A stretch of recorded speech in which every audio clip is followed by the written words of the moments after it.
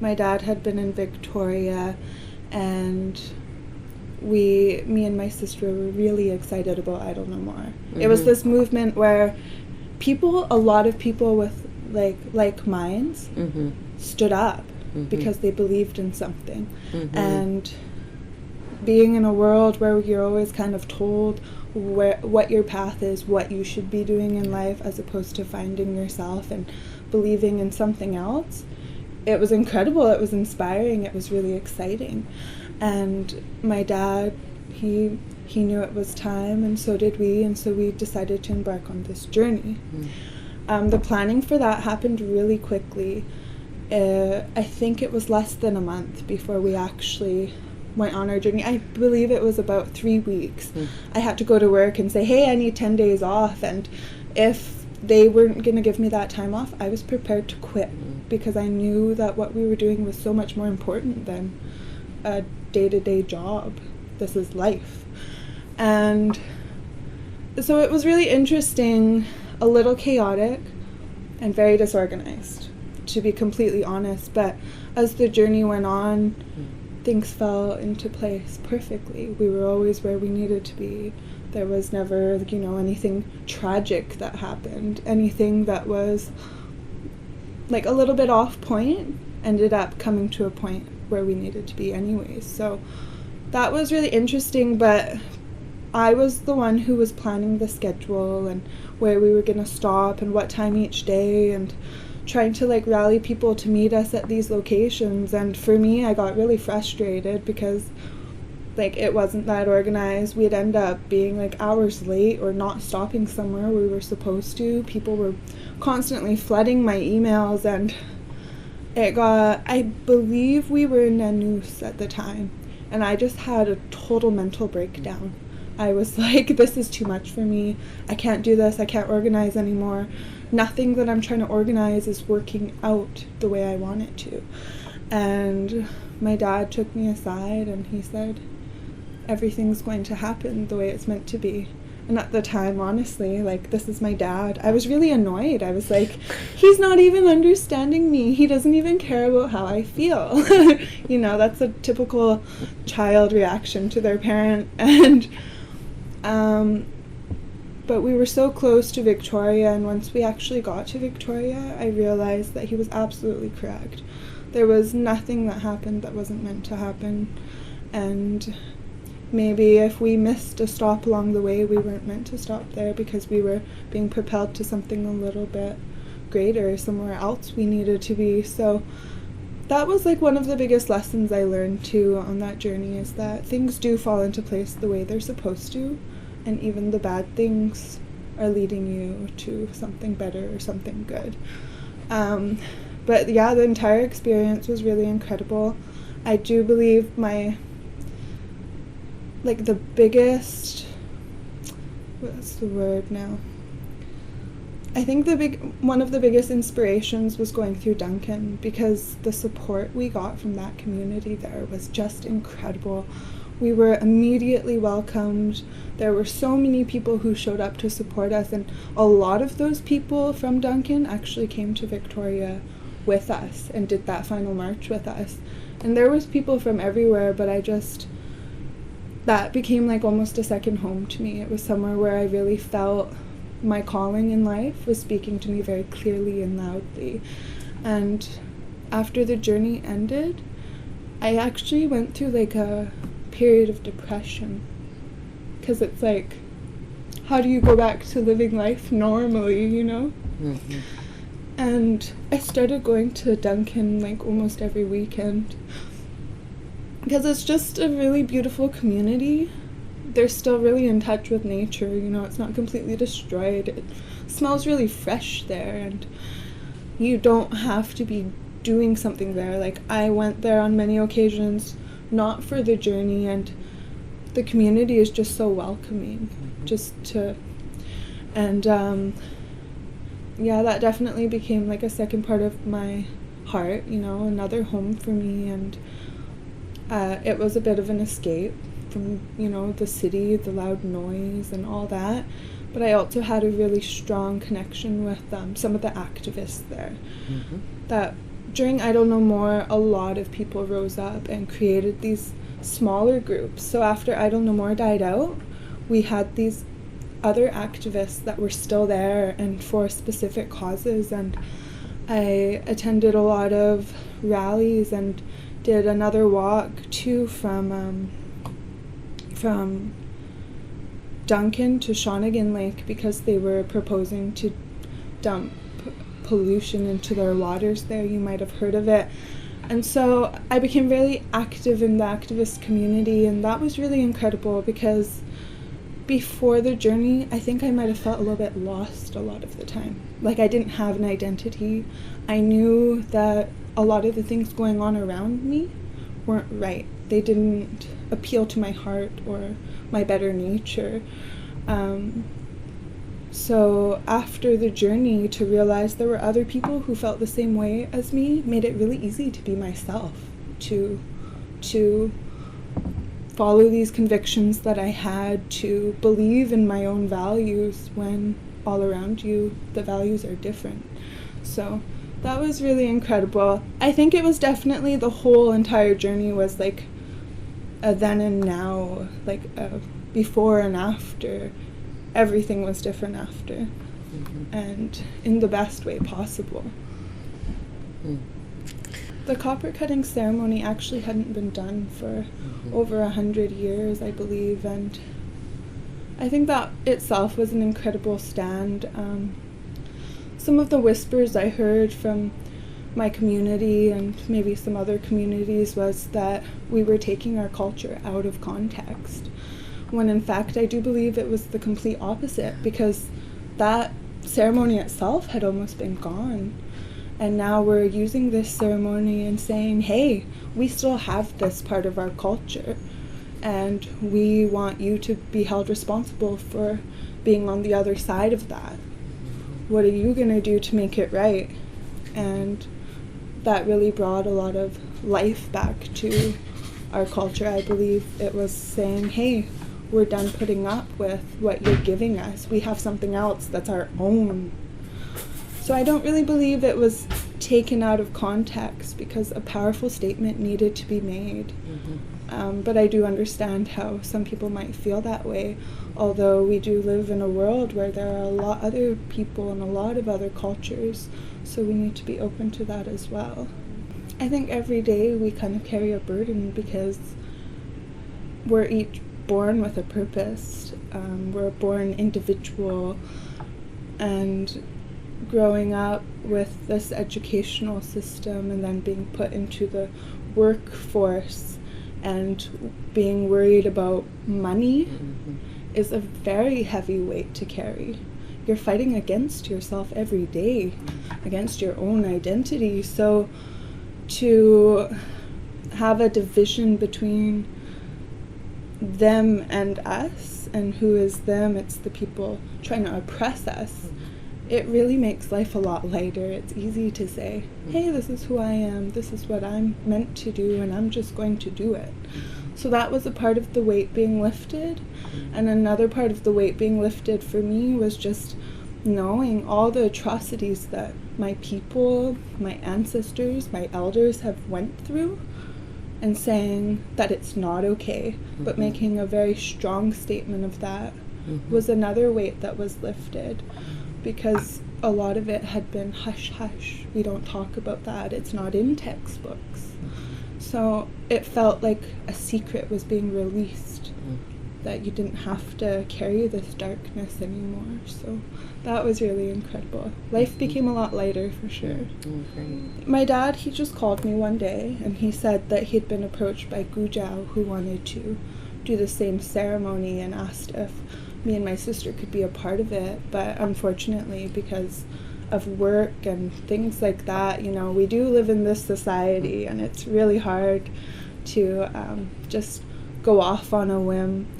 But he called me and he let me know that they were deciding to do that. I was 100% in support. My dad was unsure at the time whether he was actually going to attend. He wanted to kind of, you know, give his blessings and support, but at the time hadn't decided to walk or to caravan on the journey. And as time went on, I could just totally see that little spark in him. It just came to life again, you know, and he was like, no, I have to go. I have to be a part of this.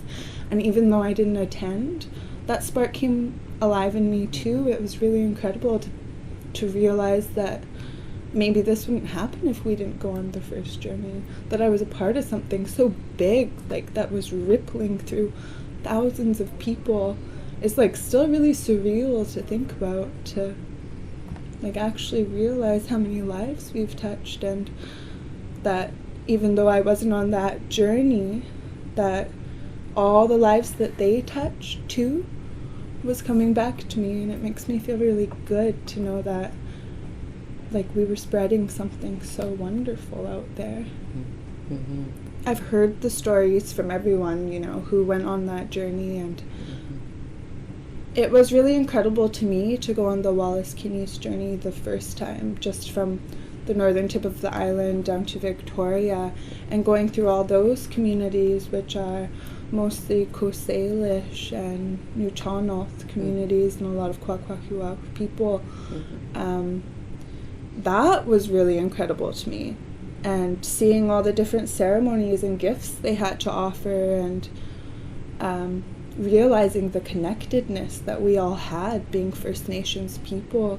So hearing the stories about the second journey is like so amazing, and it's unfortunate I couldn't be a part of it, but even just knowing, having that knowledge that we're so connected to so many different nations across Canada, but probably also across the world, is just a really wonderful feeling. It's really incredible to realize that. Mm-hmm.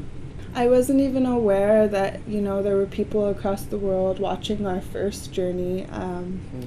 I had heard sometime after that we had made a big impact on a community in South America. I don't know the specifics on that, but it was just really like mind-boggling to think, wow, we were in Canada, and we were touching the lives of people in America and probably across the world. And even if, say, someone wasn't watching from across the world, the fact that we've made contact with so many people who are going to make contact with more people is a really, how do you say, reassuring feeling. It's nice. It's nice to know that it's not as hard as it seems to change the lives of many people or to inspire people. It just takes like a lot of conviction, and I inspired people just by being myself, you know. I didn't go on this journey and say, hey, I'm going to inspire people, I'm going to change people's minds about things, I'm going to let them know they have the power and strength to carry out what they believe in. I never went in there thinking that. I went in there thinking, this is the right thing to do. But inspired people inspire people, and I see it every day, and I see it more now because I'm more awake than I was before. One of the things I know now is that I want to open a wellness center for women and children one day. Before that journey, I didn't know that. It really just gave me an opportunity to step up in a leadership role, and especially as a woman, it's really hard to be a leader sometimes, you know. It's definitely a man's world, but beyond being a man's world, it's not really our world. Like, our culture isn't out there being practiced by everyone. It's not like Christianity where everyone has knowledge of it. It was kind of a hidden culture, but after the journey I felt comfortable to be who I am, to say I'm a Kwakwaka'wakw woman, I'm a chief's daughter, I am an utma in my community, which is a noble woman, and to really step up and be the qualities that I think that an utma should have. That before the journey, I probably, drank a lot, just messed around a lot, didn't take life all too seriously. But it's hard to take life seriously when you don't know if you can make a difference. But now that I know I can make a difference, it's really easy for me to be a person of strong integrity, to share my beliefs with people openly without being afraid that they're going to think I'm crazy or weird, or, you know, I've been called a hippie a lot. I really have, and these are labels that are put on people. You know, it's even strange to be called an activist, because I'm just caring for what every single person in the world should really care about: human rights and natural resources. And these aren't things that aren't actively already in your life. So to be called an activist is really strange as well. And beyond that too, I feel like I now have an important role as being an example to young women.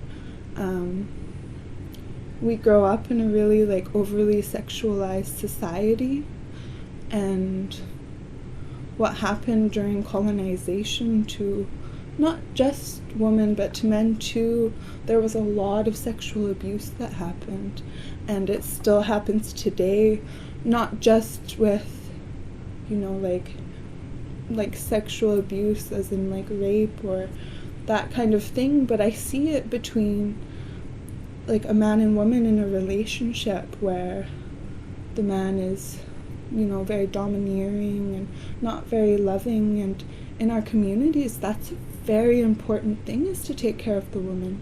Men always did their job, and that kind of behavior wasn't put up with. And like cheating and, you know, those kind of things. And now that I'm in this position, I feel like I love myself more, because I want other people to love themselves, and people look to me. And it's really cool to see how much I've inspired someone, because people will come up to me and say, "Wow, you're so confident. I wish I could have like a little bit more confidence," you know. And it's like, wow, I'm inspiring people to be confident just by being that. So I do feel I have a lot of responsibility, but it's in the best way possible. And there are a lot of people with responsibility out there who put the worst mask on in front of a lot of young people, and they're being looked up to. People want to be like that, and I'm not trying to put on a mask. I'm just trying to be the best person I could possibly be, so that other people know that they can do that as well.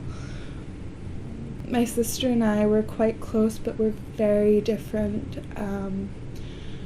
She's quite strong. Like, a lot of times I look to her for strength. She's very powerful in her communication. She can look at something and know what it means or what it's about. She's quite logical.